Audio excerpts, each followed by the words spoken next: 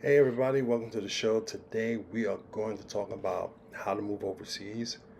The reason why I'm talking about it is right now we're seeing a lot of videos about, you know, Donald Trump now is our new US president, and a lot of people want to move out of the US, or you have guys that want to move down to certain Latin American countries or Southeast Asian countries because the women are a lot more fit, feminine, friendly, and a lot of people are just making impulsive decisions. And I don't care what your decisions are; those are your reasons.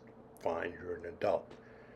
But basically, moving overseas, it's challenging, and there's a lot of things you have to go through. There's a lot of misconceptions. A lot of people don't understand about moving overseas. It's not like moving from state to state. So, me, who've lived over in Israel for 3 years, I want to kind of give you my advice and tips and tricks on moving overseas because it requires a lot of research. It requires a lot of preparation and just getting ready to make that leap because it's a very, very tough leap. And this guy can also be used for people making their plan B just in case if they're getting fed up, they have a place they can go, or people who are about ready to retire and they want to go someplace where it's affordable, they're getting a pension and stuff, they want to just live better overseas because it's a lot cheaper. This is something as a game plan for you guys to look at.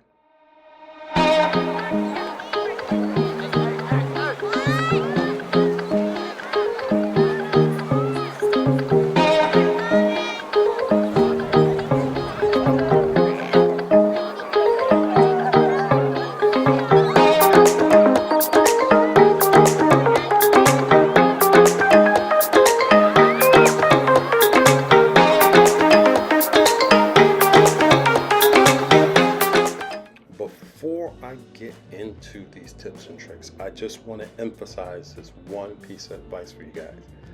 Leave America in America. Okay, let me repeat that for you guys. Leave America in America. What I mean by that is this. A lot of you people bring your persona overseas. The way you talk, the way you act, your attitudes, your behaviors. Leave it in America. Because a lot of things we do here in America is very offensive in other countries and other cultures. Some of that's arrestable. I'm being dead honest. There are things we can't do that we were taught here to do, and we may get away with it by rule of law, that we're not going to be able to do that overseas. So you have to keep that in mind. Things that you do innocently, things that you're doing can get you in jail. Not realizing that. You have to do a lot of research before you jump into this whole thing. You cannot go over there with the type of attitudes and dispositions you have and not people telling you what you need to do or put up with a lot of people's BS, because you're going to have to take a lot of BS and just take it. Because you're in their country, their law enforcement and their criminal justice is going to probably more likely favor them. There are going to be some biases, maybe because of your nationality, maybe because of your ethnicity, because of your race. That's just a reality. So those are the things you're going to be dealing with when you're going overseas. So with that being said, leave America in America. Let's get into these tips. I briefly mentioned this. I'm going to mention it again. Research. Heavy research. The heavier the research, the better off you're going to be when you decide to make a decision on which country you're going to go to. Heavy research. You're going to research about safety, see what's going on in that country, because you don't want to go to a country that's unsafe. Okay? People may say things about the US as far as mass shootings and stuff like that, but yet they're going to a country where you can't even carry a gun and crime is outrageous, like Colombia. Certain cities in Colombia is really bad. They're going over there, but yet they're talking about mass shootings in the United States. I can legally carry a gun in the United States. I have my permit. So that doesn't make any sense. Politics. You're going to have to look at the politics in that place. Politics dictates how that society is going to run. Okay? Whether it be left-leaning, right-leaning, ultra-right, ultra-left, it gets crazy. Case in point, if you look at Israel, prior to this whole Gaza war, they was changing rules about the Supreme Court, which was basically a way for the current Prime Minister, Benjamin Netanyahu, to get out of his charges because he had committed some crimes. And they was changing some things up because he was trying to take revenge on the courts and stuff like that. So people was like, nah, that's not fair. And they were starting to see more of a dictatorship going on in Israel. So there was a lot of protests going on prior to this war happening. So you have to see how this society is run. Then you have the society as itself. Is it a friendly society to certain people? Meaning that, are they racist? Are they nationalists? They may not like Americans. They may not like foreigners in their country.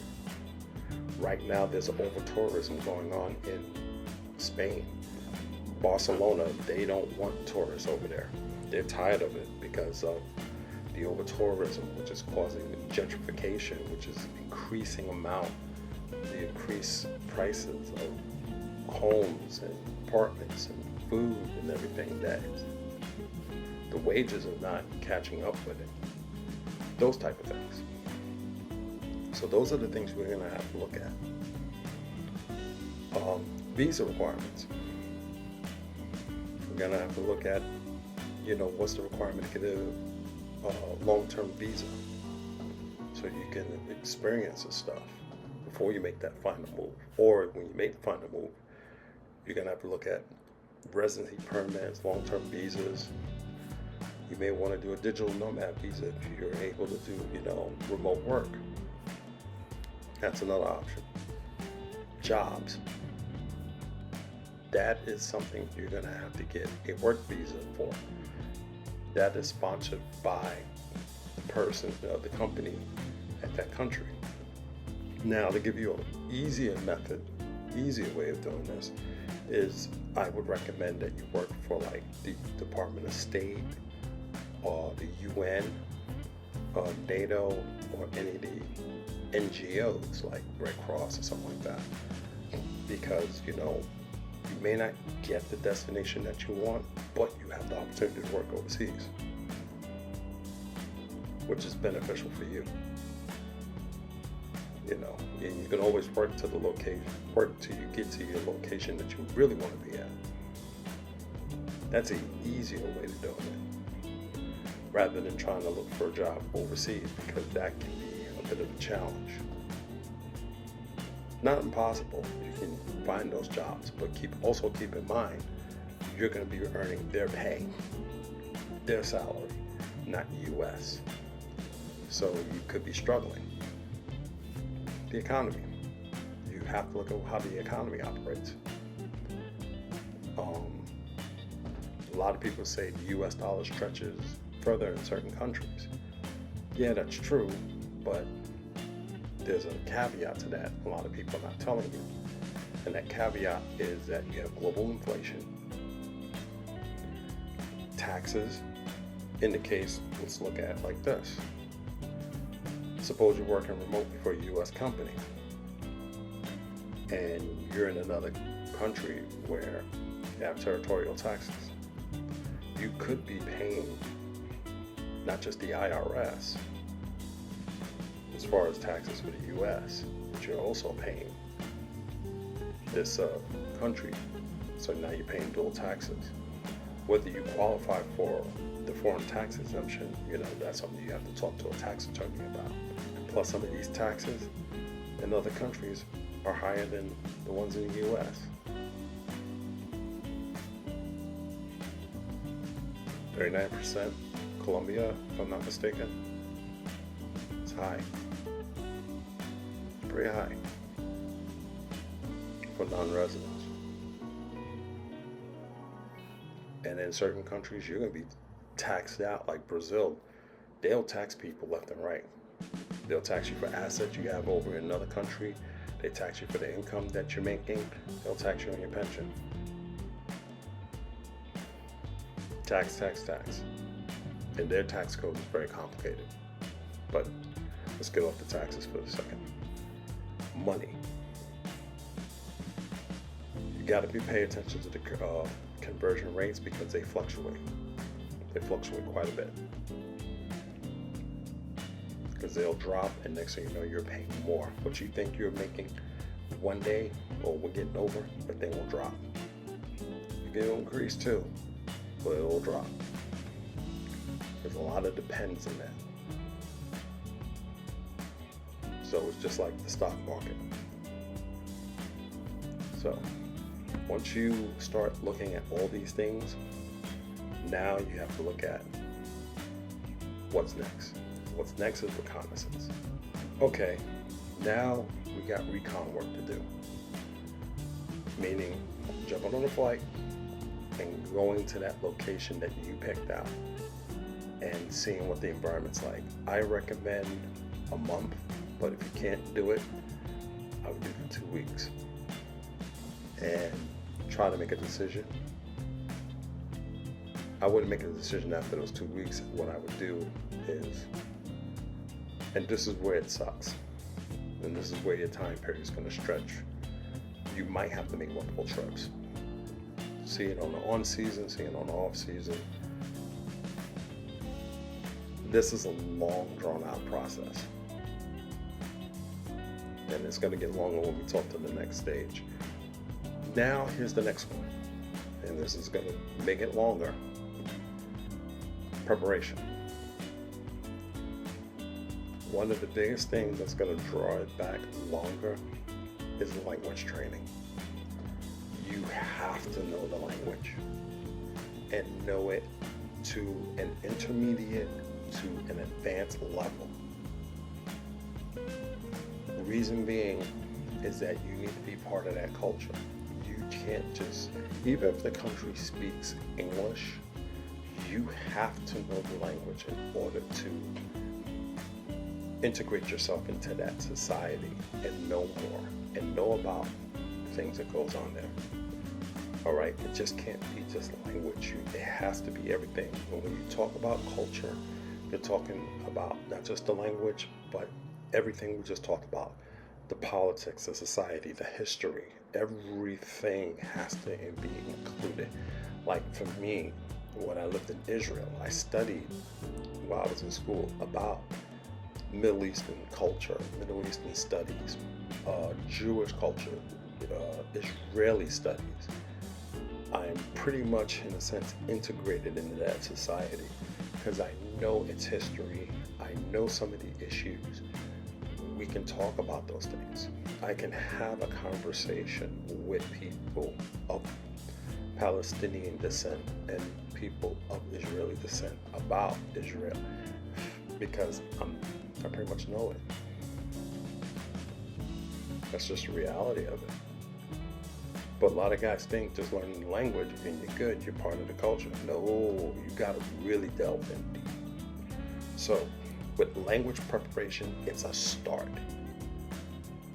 But we're not just talking speaking, we're talking about reading, writing, the whole thing. You really, really gotta start doing that. And depending on the place that you're going, that language training can take minimum 6 months to 2 years.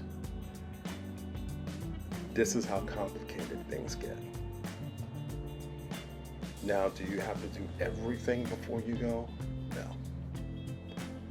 Some of that can be done when you're there, but for the most part, if you want to make everything a lot smoother, know it before you go.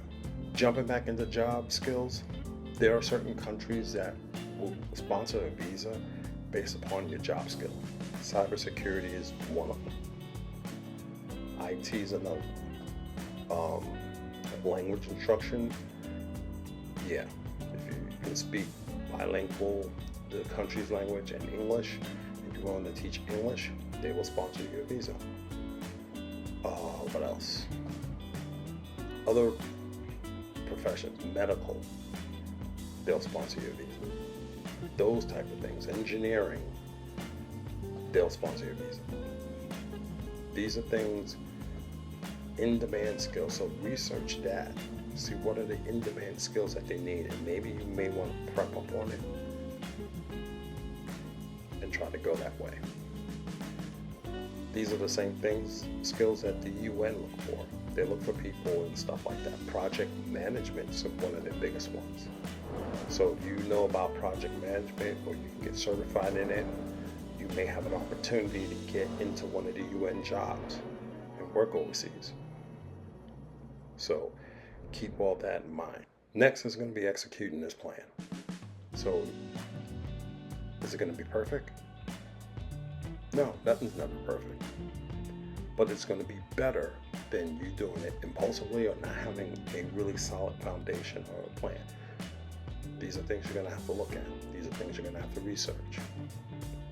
And having a good research plan with, along that, all these websites that you can tap into to reference, which you should have a list of that. So when you execute your plan, be sure you have a list of the websites, like for housing, for visas, for banking, for all that you can tap into, so you can find out what you need to do and get all the paperwork to help you with the execution of your plan.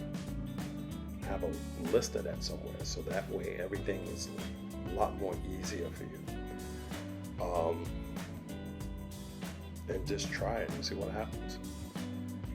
Might have to do some readjustments, which is normal, but yeah, execute the plan and see how it goes.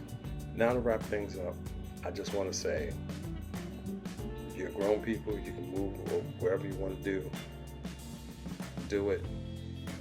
Whatever your reasons is, those are your reasons. I'm not here to judge, but I'm here to say this. Leave America in America. If you can't shake your persona the way it is, stay in America. You're going to get yourself in trouble for no reason. You may think it's nothing, but for them, it's going to be something. I'm telling you that for a fact. I will guarantee you some of the stuff that is BS in American standards is going to be major in another country. I'm telling you that for real.